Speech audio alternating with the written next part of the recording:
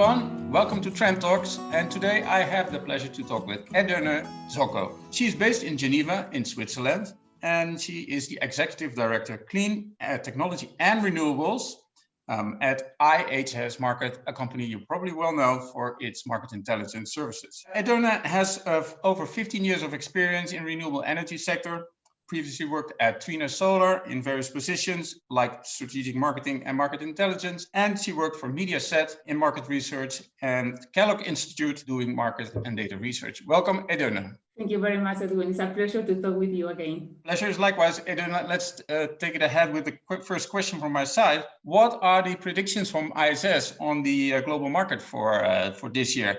And do you see any specific impact of the pandemic on these data? So we just released our forecast for the year.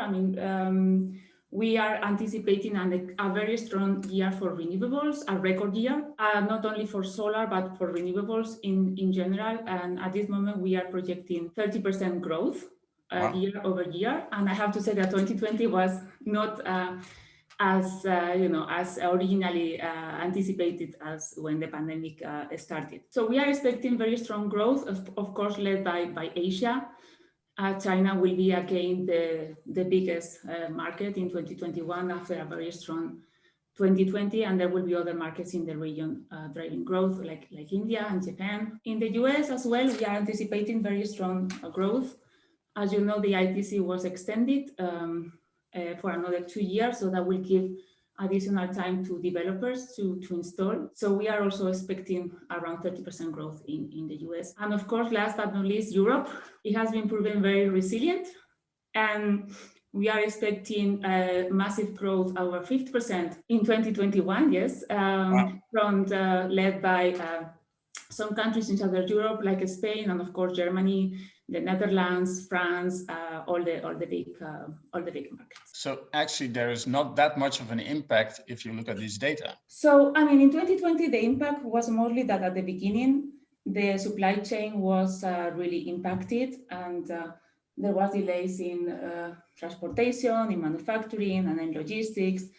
But we have seen the supply chain being very strong and resilient, and recover very quickly from the Q2, from the second quarter. And the reason why the impact was so strong for the supply chain is that, of course, the majority of the supply chain is in mainland China. But then we have seen, very quick recovery from Q2, and as well as on the downstream side, developers and installations really picking up in the second half of the year, and everybody, both development side and supply chain, having record shipments and installations in the fourth quarter. Actually, if you look into the investment side, our latest data, IHS Markit indicate that despite 2020 being not a good year for CapEx investment in energy in general, there was a double-digit decline.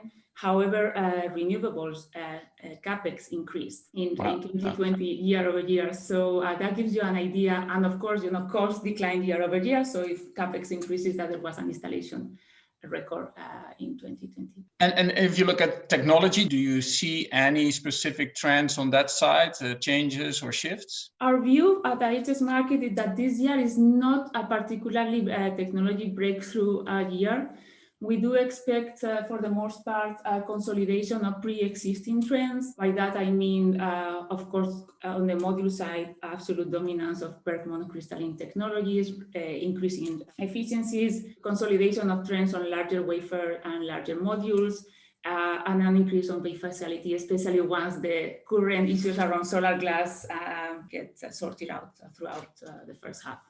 So that's on the module side. On the inverter side, the tendency is towards greater inverters, 250 or higher, and then an increased preeminence of the role of inverters in managing grid and grid performing functions. That's already a lot of very valuable information for our viewers. And can you say something about the major drivers beyond this, let's say spectacular growth expected for this year?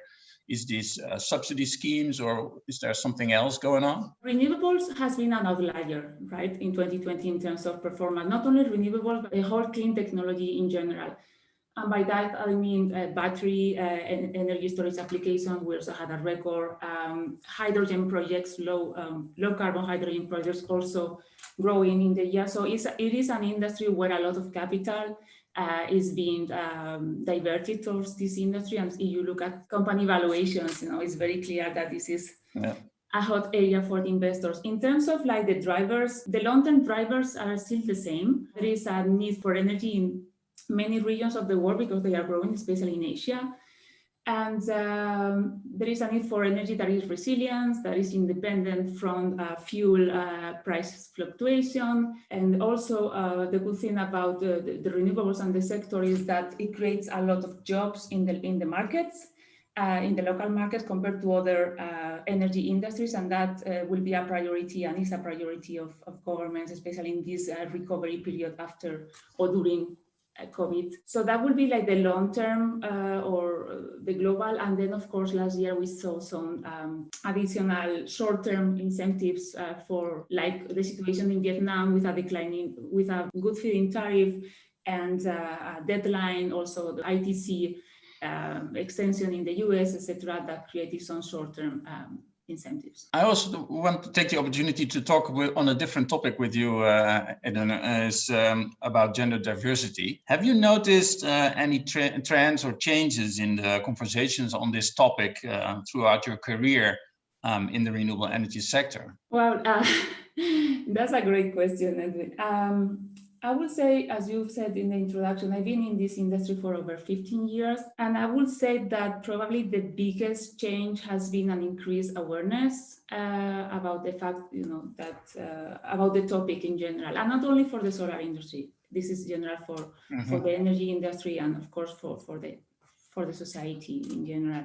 So there is this increased awareness. When I started in the industry, there were very few women. In the last few years, we are seeing more and more women in technical positions, in sales. However, we can still say that there is a very strong underrepresentation in decision-making positions. I mean, if you look at the CEO level, there are very few women who are CEOs in the renewable industry, and we all know them, which gives an indication that there is a very small sample, and the same for presidents of national associations. So there is a lot of work. So the logical follow-up question from my side would then be, Edurne, so what can organizations do to improve that situation, to enable the success of female employees in renewable energy sector? I would say in my personal experience, the role of leadership is vital. It has to be identified as a critical topic, as a priority by the leadership team in a company if this is going to happen and this is going to be successful.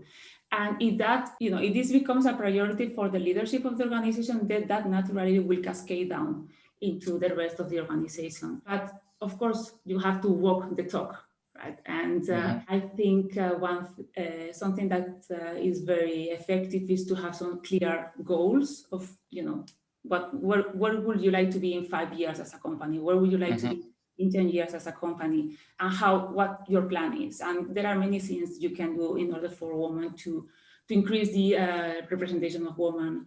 And there are some very easy metrics, like to have a certain percentage on the board by 2030, or to close the pay gap, which always helps as well, and is a very clear metric. Something that might have been an unintended, or that could be an unintended or unexpected outcome of COVID is that, in my view, one of the things that are a major challenge for women to have a career within the organization is the lack of flexibility. And COVID has, in the past, many companies, many corporations had this reluctancy to implement, flexibility arrangements that, in many cases, women are the segment who benefits the most from this flexibility measure. And I think COVID has probably been a turning point in the minds of many CEOs and management teams who have realized that, flexibility works. And if, when we come back to the normality, the real normality,